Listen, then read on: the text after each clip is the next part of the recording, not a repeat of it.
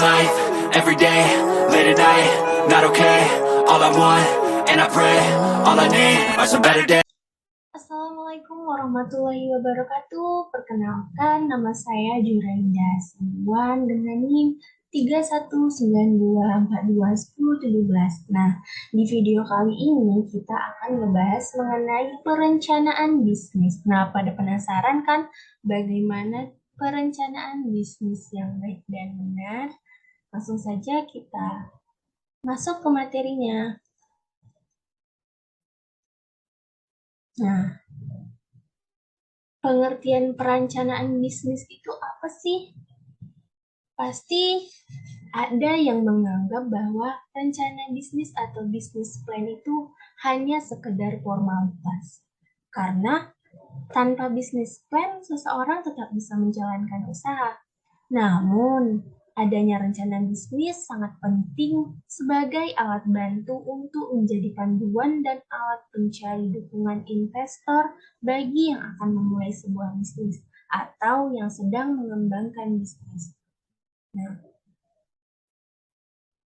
di sini dapat kita lihat bahwa perencanaan bisnis itu adalah dokumen tertulis yang menggambarkan semua unsur yang relevan baik internal maupun eksternal mengenai perusahaan untuk memulai pada waktu usaha. Nah, apa aja sih rincian yang terdapat di dokumen tertulis tersebut? Nah, rinciannya itu adalah jawaban-jawaban dari pertanyaan-pertanyaan yang nantinya akan mungkin menjadi permasalahan di suatu saat yang akan muncul pada bisnis kita. Di antaranya itu adalah apa produk Anda? Nah, mengapa Anda menjalankan bisnis tersebut? Lalu, siapa customer Anda? Seberapa besar pasarnya? Bagaimana demografi, minat, penghasilan, dan kelas ekonomi mereka? Kemudian, bagaimana dengan ketersediaan bahan baku? Siapakah yang akan menjadi supplier nantinya? Lalu, bagaimana analisa dan strategi pemasarannya? Seberapa besar kebutuhan modal dan bagaimana mendapatkan modal tersebut? Seberapa besar kebutuhan operasional? Bagaimana pembiayaannya? Berapa banyak karyawan yang dibutuhkan? Apa saja job description-nya? Kapan akan merekrut mereka? Dan apa kualifikasi yang dibutuhkan? Kemudian, berapa target penjualannya? Bagaimana mencapai target tersebut? Lalu, berapa persen return of investment? Kapan bisnis tersebut akan balik modal? Nah, jika terjadi kemungkinan terburuk, tidak sesuai dengan rencana, apa yang akan mesti kita lakukan? Maka itu perlunya dilakukan perencanaan bisnis. Adanya plan A dan plan B. Nah, itulah awal mengenai pengertian bisnis. Selanjutnya adalah manfaat perencanaan bisnis. Tentunya ada beragam manfaat dilakukannya perencanaan bisnis bagi suatu usaha. Nah, tentunya yang pertama adalah tujuan bisnis menjadi lebih jelas. Nah, kemudian membantu mengembangkan ide bisnis, mencari sumber dana, memprediksi masa depan, dan membantu membuat keputusan. Nah, apa sih perencanaan bisnis yang selanjutnya? Nah, di sini ada tipe-tipe perencanaan bisnis. Nah, ini juga terbagi dalam beberapa golongan. Yang pertama ada perencanaan terpusat. Apa sih yang dimaksud dengan perencanaan terpusat? Perencanaan terpusat atau central planning adalah perencanaan pada perekonomian terkait keputusan tentang apa yang akan diproduksi, bagaimana cara memproduksi, dan untuk siapa diproduksi. Ditentukan oleh pengelolaan yang dilakukan secara terpusat. Nah, kemudian ada tipe apa lagi sih? Ada tipe perencanaan indikatif. Perencanaan indikatif ini adalah perencanaan di mana tujuan yang hendak dicapai hanya dinyatakan dalam bentuk indikasi. Artinya, tidak dipatok dengan tegas atau hanya diperkirakan. Nah, dengan menghasilkan perakiraan tersebut, kita akan mendorong konsumen dan produsen agar berpikir bahwa perekonomian akan berkinerja lebih baik sehingga mereka dapat membelanjakan dan berinvestasi lebih banyak. Lalu tipe yang ketiga adalah perencanaan pembangunan. Nah, di sini maksudnya adalah perencanaan yang dilakukan sebagai suatu pengarahan penggunaan sumber-sumber pembangunan, termasuk sumber-sumber ekonomi yang terbatas adanya, untuk mencapai tujuan-tujuan tertentu berdasarkan keadaan sosial ekonomi yang lebih efisien. Kemudian ada apa lagi sih? Nah, selanjutnya adalah prinsip-prinsip perencanaan bisnis. Nah, apa aja sih prinsip-prinsip dalam perencanaan bisnis? Yang pertama adalah fokus. Fokus itu merupakan perencanaan usaha yang dibuat berdasarkan visi misi tertentu serta dengan tujuan yang jelas sehingga kita bisa fokus untuk mencapai tujuan. Kemudian ada rasional dan faktual. Artinya, perencanaan usaha yang kita buat harus berdasarkan pemikiran yang masuk akal, realistik, berorientasi masa depan, serta didukung dengan fakta-fakta yang ada. Kemudian, prinsipnya adalah berkesinambungan dan estimasi. Nah, artinya perencanaan usaha dibuat dan dipersiapkan untuk tindakan yang berkelanjutan serta perkiraan-perkiraan tentang kondisi di masa depan. Nah, kemudian adalah prefer dan fleksibel. Artinya, perencanaan usaha dibuat sebagai persiapan yaitu pedoman untuk tindakan-tindakan yang akan dilaksanakan yang disesuaikan dengan perubahan lingkungan bisnis yang dihadapi. Dan yang terakhir, prinsipnya adalah operasional. Artinya, perencanaan usaha dibuat sesederhana mungkin, namun rinci, serta dapat dilaksanakan.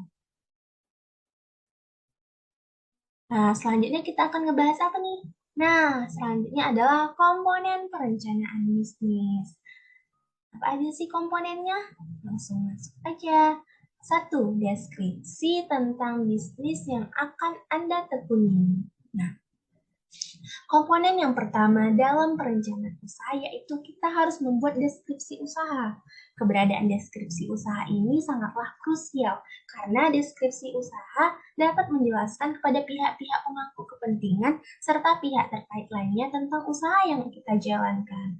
Selain itu, deskripsi usaha juga bermanfaat dalam menjelaskan pihak terkait tentang ide usaha yang kita lakukan. Nah, dengan adanya deskripsi usaha ini, maka pihak terkait akan paham tentang informasi dan ide bisnis yang akan kita jalankan.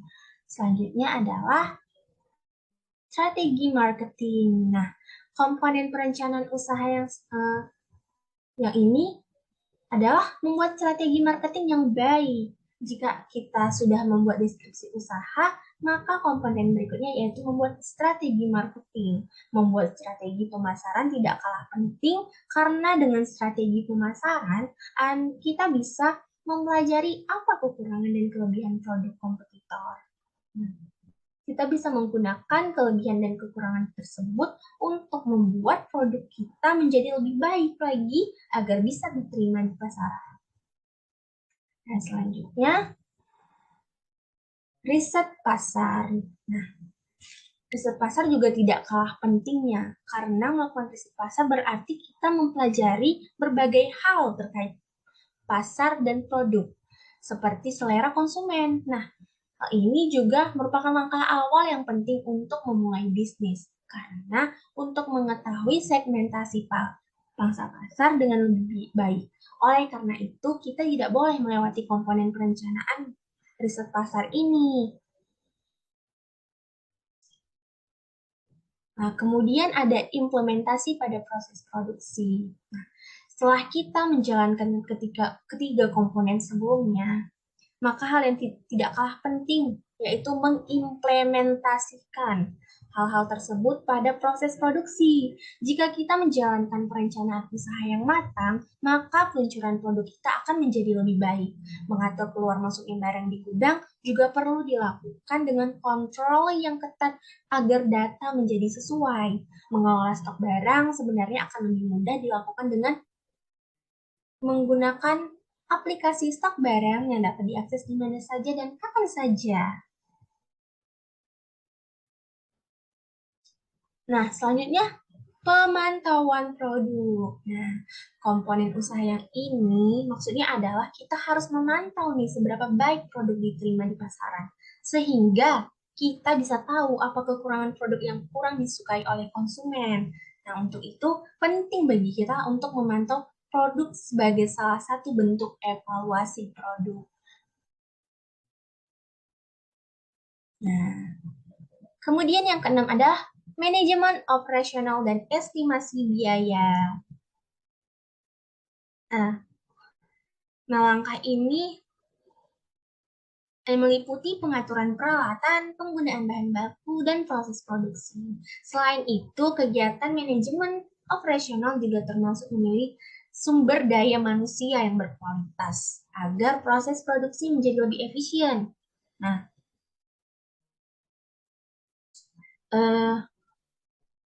Nah, karena SDM itu merupakan aset sebuah perusahaan yang berharga untuk kegiatan usaha yang maksimal. Nah, mengenai estimasi biaya, kita perlu perhatikan hal ini. Menghitung biaya yang akan kita keluarkan itu sangat penting untuk mengawali sebuah bisnis. Selain itu, menghitung estimasi biaya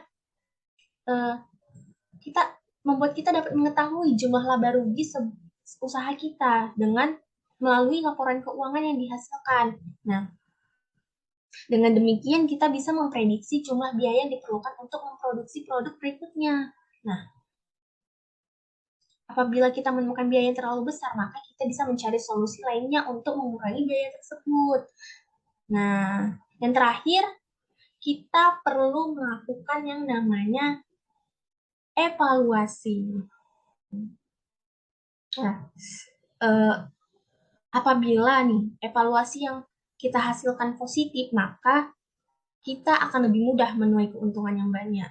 Sebaliknya, jika hasil evaluasi kita negatif, maka artinya ada sesuatu yang salah dalam perencanaan dan pelaksanaan perencanaan usaha kita. Nah, kita tidak akan pernah tahu ukuran keberhasilan perencanaan usaha kita jika tidak mempraktikannya secara langsung. Nah, kesimpulan dari perencanaan bisnis ini adalah bicara bisnis berarti bicara strategi. Ya. Langkah awal yang wajib dilakukan dalam membangun usaha bagi perusahaan kecil maupun besar adalah dengan membuat perencanaan bisnis. Bisnis plan merupakan perencanaan yang strategis yang akan dilakukan untuk bisa mencapai target.